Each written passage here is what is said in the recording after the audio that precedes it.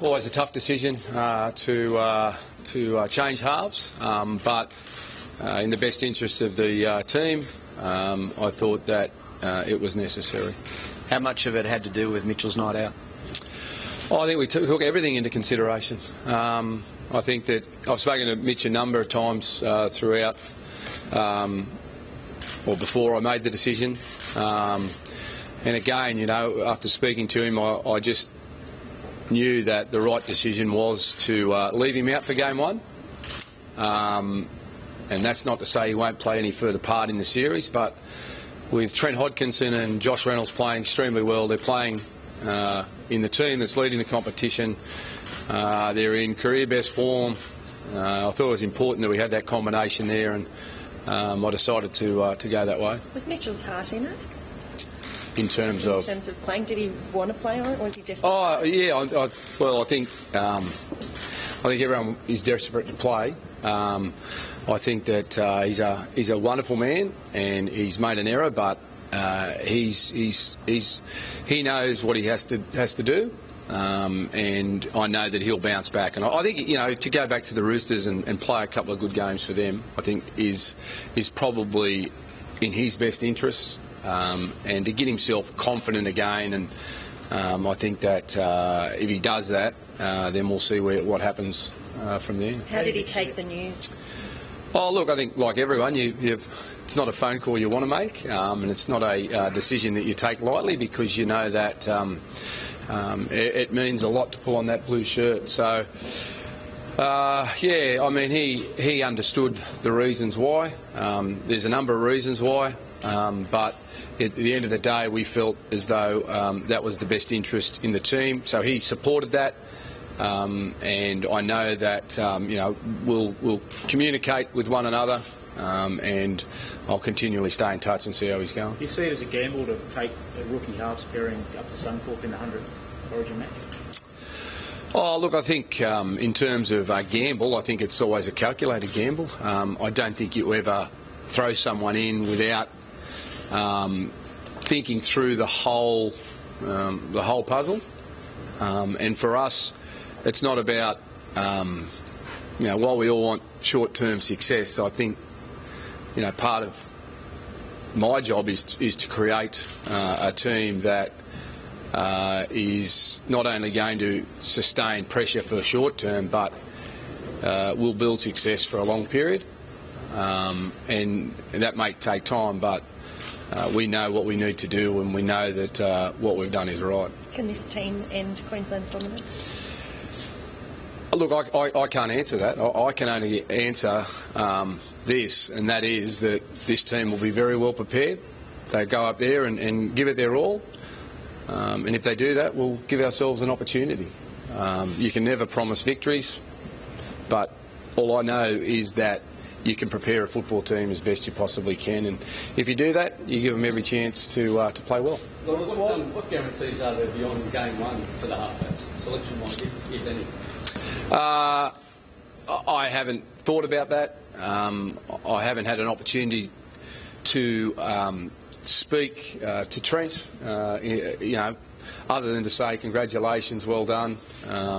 It's been a bit of a process to get to, so again, he's been given a crack, and I'd like to think that he'll grab it. He's a tough kid. He's a calm customer, and again, you know, if someone plays well, you'd like to reward that, and you will reward that.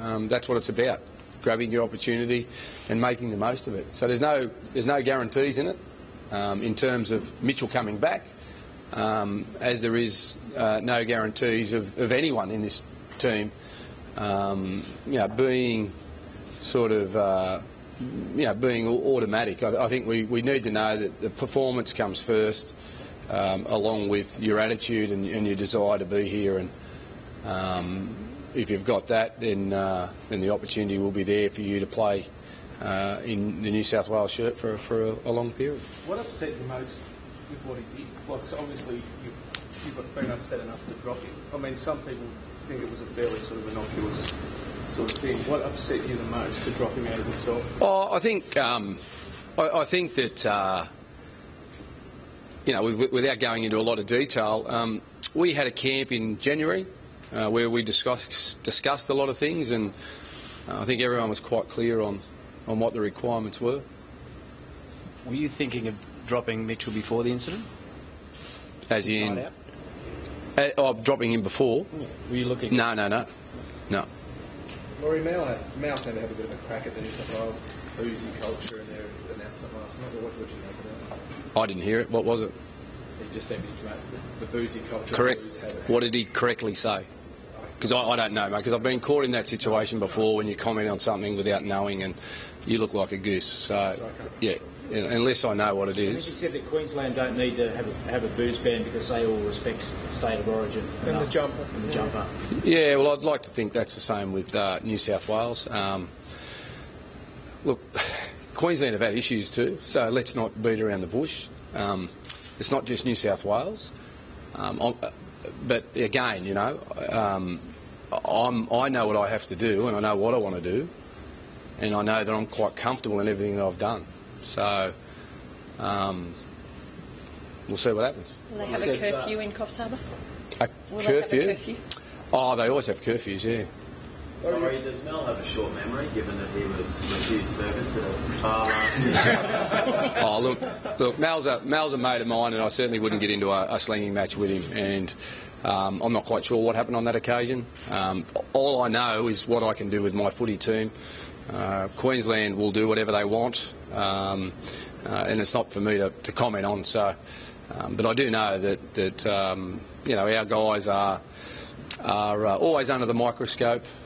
They're fully aware of what their responsibilities are, and they accept that. You said that Mitchell would have been picked otherwise. Does that mean James Maloney's been a victim of the Mitchell-Pearce incident, or were you looking elsewhere there? Oh, look, I think I've stated all along that I would have loved to have kept guys from last year's series, but performance would dictate whether they would make that side or not. And I think, you know, the Roosters haven't been travelling that well, and they've had their issues. The halves not playing as well as we'd like them to, and the Bulldogs pairings. Josh was there last year, and Trent has played really good football. And again, he's a guy that I feel can do a really good job for us.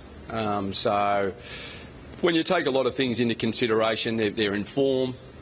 They're playing with the team that's winning the competition, as Mitch and James, Jimmy Maloney were last year. So it's exciting for them, and I know that they'll grab it with both opportunity. Grab it and go with it, and they'll feel comfortable by game time next week. You brought back Tony Williams and Bo Scott. Obviously, they've been there before. What's the reason for their selection? Oh, T-Rex, I think, gives us certainly great impact off the interchange bench. You know, he plays long minutes at the Bulldogs. We're probably not looking to play him in that type of role. And I think if we look back a couple of years ago when he had his one and only State of Origin game, he was pretty damaging when he was on the field. And I think he's playing better football now than what he ever has. So that's a positive for us. Bowie. Bowie just brings that toughness to any team. I think the guys really enjoy playing with him.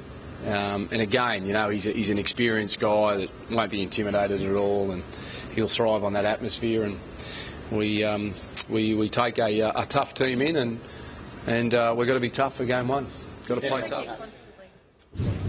Yes, so there you have it. New South Wales Origin coach Laurie Daley addressing the media there. That is the team that will try and arrest the 8-year dominance that Queensland has had over New South Wales. Of course, the team is Jared Hayne, Brett Morris, Josh Morris, Michael Jennings, Daniel Tupou, Josh Reynolds and Trent Hodkinson, the two there that most people have been talking about, the halves combination for the last couple of weeks. Aaron Woods, Robbie Farah, having only played a game or two back in the NRL. James Tamo, Ryan Hoffman, Bo Scott, Paul Gallen, and of course you can see the bench